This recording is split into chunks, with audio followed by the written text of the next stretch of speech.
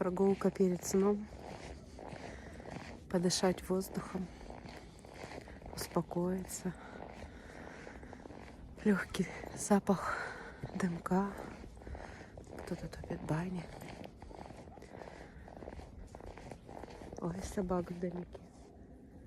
А здесь тишина у нас. Тишина. Мои мужики идут.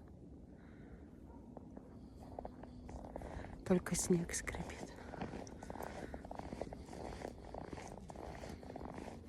Ходили на мост.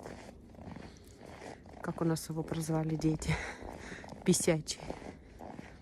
Видимо, им послышалось, когда мы говорили, пойдемте на висячий мост. И кто-то из детей сказал: ну что, где там ваш висячий мост? Теперь мы его так и зовем. Река уже совсем растаяла. Весна. Все-таки весело, когда тает снег, сходит лед, появляются почки на деревьях.